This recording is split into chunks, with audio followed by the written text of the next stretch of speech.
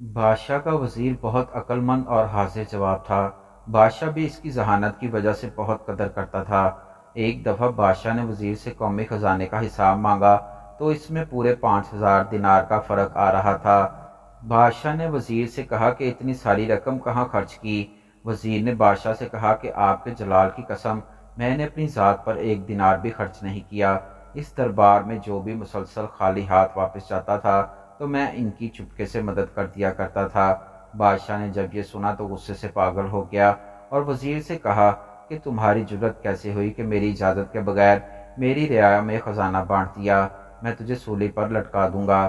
بادشاہ نے اسے قید کر دیا، مگر رات کو سونے سے پہلے بادشاہ نے سوچا کہ وزیر کو قتل کر دینا غلط ہے، زیادہ سے زیادہ اسے وزارت سے خارج ہی کیا جا سکتا ہے۔ دوسرے دن بادشاہ نے وزیر سے کہا کہ میں تم سے 3 سوالات کروں گا، اگر تم نے سوالات کا ٹھیک ٹھیک جواب دے دیا تو میں تجھے معاف کر دوں گا اور تم وزارت پر قائم رہو گے، لیکن اگر تم جواب دینے میں ناکام رہے تو وزارت سے خارج کر دوں گا۔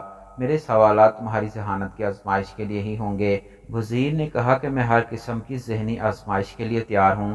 بادشاہ نے کہا کہ میرا پہلا سوال یہ ہے کہ ایک آدمی نے دیکھا کہ اس کی بیوی نہر میں نہا رہی ہے۔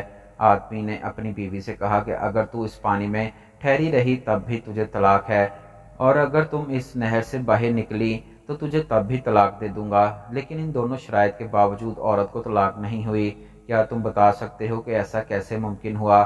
وزیر کچھ دیر خاموش رہا اور پھر بولا کہ پانی میں بہہ جانے کی صورت میں اسے اس لیے طلاق نہیں ہو سکتی کیونکہ نہر میں پانی ساکت حالت میں نہیں ہے اور مسلسل بہہ رہا ہے، اور وہ پانی جو طلاق دینے کے وقت موجود تھا آگے بہہ چکا تھا، اس لیے پانی میں رہنے کے باوجود اسے طلاق نہیں ہوئی۔ اب عورت ساری زندگی تو پانی میں کھڑی نہیں رہ سکتی، اسے باہر آنا ہی تھا، مگر اسے ڈر تھا کہ باہر آنے پر اسے طلاق ہو جائے گی۔ نہر کنارے پر کھڑی عورت کے بھائی نے یہ دیکھا تو نہر میں چھلانگ لگا دی اور زبردستی اپنی بہن کو اٹھا کر نہر سے باہر لے آیا۔ اب اس صورت میں بھی طلاق نہیں ہوئی کیونکہ عورت اپنی مرضی سے باہر نہیں آئی تھی، اس لیے پانی کے اندر یا باہر دونوں صورتوں میں طلاق نہیں ہوگی۔ بادشاہ جواب سے کافی متاثر ہوا اور کہا کہ تم پہلے سوال کا جواب دینے میں کامیاب ہو گئے۔ میرا دوسرا سوال یہ ہے کہ ایک 14 سالہ بچہ دوسرے بچے کے ساتھ کھیل رہا ہے، ان دونوں میں لڑائی ہو گئی تو پہلے بچے نے دوسرے کو کنویں میں دھکا دے دیا۔ اگلی صبح جب کنویں میں جھانک کر دیکھا تو لاش موجود نہیں تھی، وہ بہت حیران ہوا۔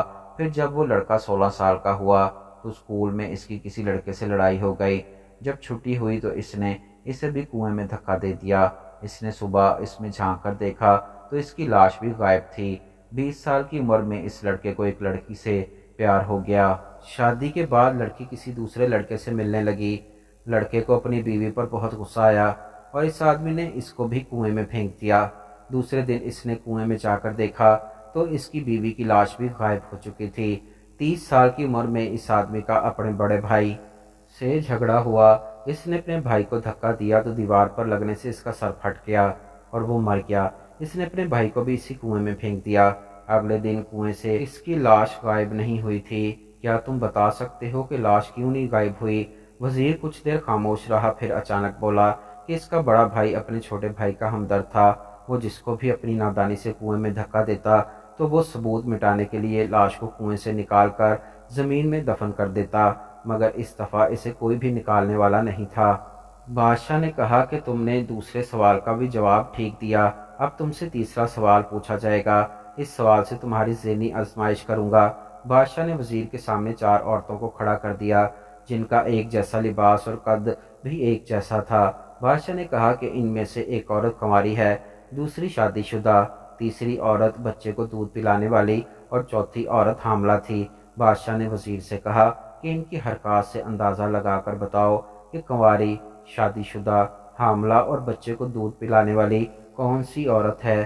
وزیر نے ان چاروں کے حرکات کا بغور معائنہ کیا اور ان سے گفتگو بھی کی۔ پھر وزیر نے 4 عورتوں کو الگ الگ کر کے بادشاہ کو ٹھیک ٹھاک جواب دیا کہ کون سی عورت کیا ہے۔ بادشاہ حیران ہوا اور وزیر سے پوچھا کہ تجھے کیسے پتہ چلا؟ وزیر نے کہا کہ میں نے کچھ اندازہ لگایا جو خوش قسمتی سے درست ثابت ہوئے۔ ایک عورت بار بار اپنے پیٹ پر کپڑا ٹھیک کر رہی تھی تو میں سمجھ گیا کہ یہ حاملہ ہے۔ دوسری بار بار اپنے سینے پر ہاتھ رکھ رہی تھی جیسے اسے درد ہو رہا ہو۔ میں نے اندازہ لگایا کہ یہ اپنے بچے کو دودھ پلانے والی عورت ہے۔ कैसे तीसरी औरत से जब मैंने गुफ्तगू की तो आंखों में आंखें डालकर ही बात कर रही थी, तो मुझे लगा कि शादीशुदा औरत है, जबकि चौथी औरत से मैंने जब बात की तो वो नीचे देखकर मुझसे बात कर रही थी कि ये औरत कंवारी है। बादशाह ने कहा कि तुम तीनों सवालात के जवाब देने में कामयाब हुए, इसलिए तुझे वजारत पर बहाल किया जाता है।